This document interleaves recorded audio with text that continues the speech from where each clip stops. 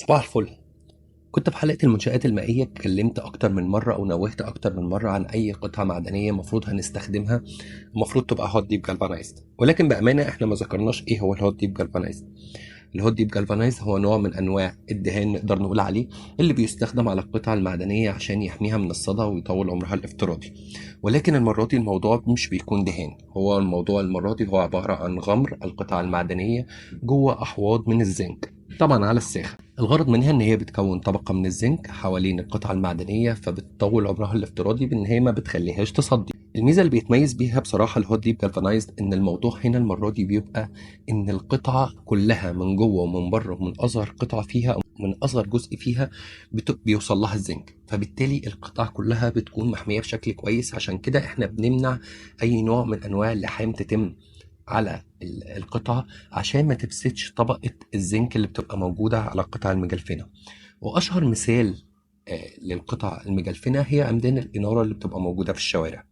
أي عمود إنارة موجود في الشارع هو في الأغلب تم جلفنته على الساخن. عشان كده في اعتقادي إن مفيش حد فينا شاف قبل كده عمود إنارة مصدي، حتى لو الوقت طول مهما كان قعد قد إيه مش هتلاقي عمود مصدي. فبالتالي كل القطع اللي احنا بنستخدمها جوه الخرسانة أو حتى القطع اللي احنا بنركبها على الخرسانة من بره زي الانسيرت بليت أو أي حاجة، كل القطع دي بتبقى هوت ديب جالفانيز. طبعا انت بترجع لمواصفتك وكل حاجة، ولكن كله دلوقتي بقى بيستخدم الهوت ديب جالفانيز طبعا لطول عمره وللكفاءة اللي بيكون عليها النوع ده من الدهان. طبعا في بيتعمل له تاتش اب، مثلا لو قطعه خربشت او حاجه، ده عباره عن سبراي من الزنك برضو بيترش حوالين القطع اللي اتخربشت اللي فيها اي مشكله. وطبعا من اشهر القطع برضو اللي احنا بنستخدمها او بيستخدمها بالتحديد الزملاء اللي شغالين في الاعمال الكهربائيه هي الكيبل تري، برضو بيبقى هوت ديب جالفانايزد. ولكن هنا بقى ايه، هنروح لحته صغيره، هو بنستلمه ازاي او بنتاكد ازاي ان الجلفنه دي مطابقه للمواصفات.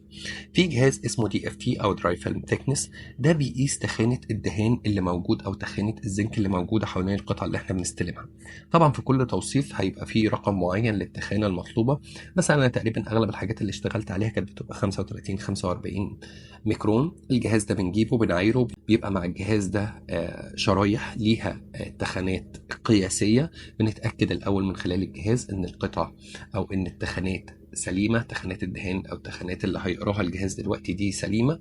بنتاكد بيه، بعد كده بنبدا نقيس على القطع المعدنيه اللي احنا بنستلمها، نتاكد من خلال الشاشه من الارقام سواء كانت 35 45 او ايا كان التوصيف اللي عندك. ده كده الموضوع باختصار من وجهه نظرنا احنا كناس بتستلم القطع في الموقع. انا محمد الدرملي، ودي زيتونه من شغل جوده اعمال الجلفان على السالب.